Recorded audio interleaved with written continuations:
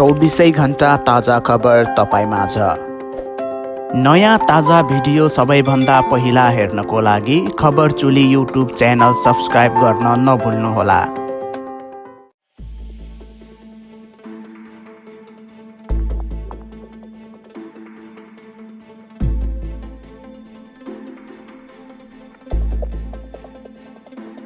विश्वमा महामारीका रूपमा फैलिरहेको कोरोना भाइरसले सम्भवतः विश्वका कुनै पनि देश अछुत रहन सकेका छैनन्।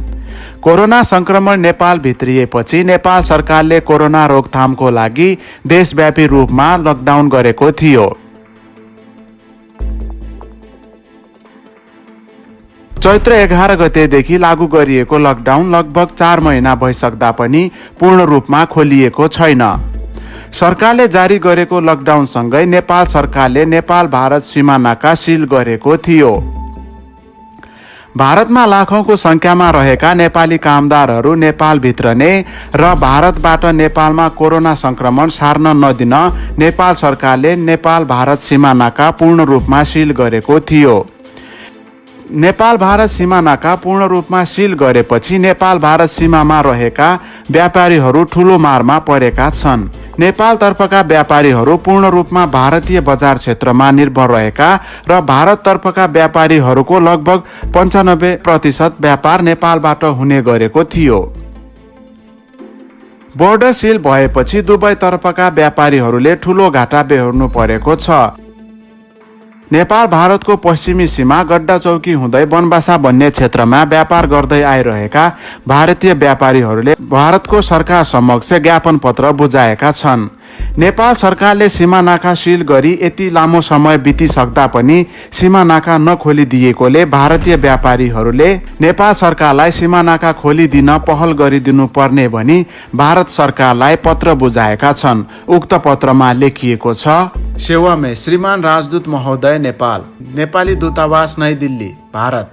विषय बनबसा चंपावत के व्यापारियों की समस्या के समाधान के बाबत। महोदय, सादर निवेदन है कि बनबसा जिला चंपावत का नेपाल के प्रवेश द्वार पर स्थित शहर है। बनबसा नगर का पूरा कारोबार करीब 95% नेपाल पर निर्भर है। भारत नेपाल के मध्य रोजी बेटी के रिश्ते सदियों से चले आ रहे हैं।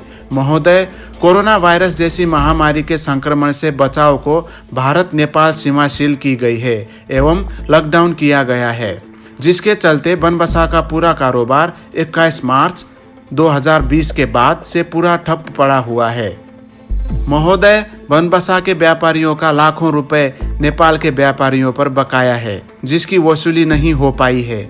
बनबसा के व्यवसायियों ने बरेली, हल्द्वानी एवं खटीमा आदि के आढ़तियों से उधार माल लिया था, जिनका भुगतान भी करना बाकी है, जो प्रतिदिन अपने पैसे के लिए दबाव बना रहे हैं। अतः महोदय से विनम्र निवेदन है कि बनबसा के उन कारोबारियों जिनका भुगतान महेंद्र नगर, नेपाल आदि में बाकी है, नेपाल जाने की व्यवस्था कराई जाए, ताकि व्यापारी अपनी रकम वसूल कर सके, अपने क्षेत्रीय आढ़तियों को भुगतान कर सके। महोदय, जिस तरह से भारतीय सेना के नेपाली पूर्व सैनिक बनबसा, टनकपुर एवं खटीमा में पेंशन लेने पहुंच रहे हैं, उसी तरह बनबसा के व्यापारियों को नेपाल जाकर अपनी रकम वसूलने तथा अपने माल की बिक्री हेतु नेपाली व्यापारी भाइयों से संपर्क करने की व्यवस्था कराई जाए, अन्यथा बनबसा का व्यापारी रोड पर आने को विवश हो जाएगा। अपनी महान कृपा होगी। धन्यवाद। संजय अग्रवाल, जिला उपाध्यक्ष, प्रांतीय उद्योग व्यापार प्रतिनिधि मंडल, रजिस्टर नंबर, बनबसा, चंपावत।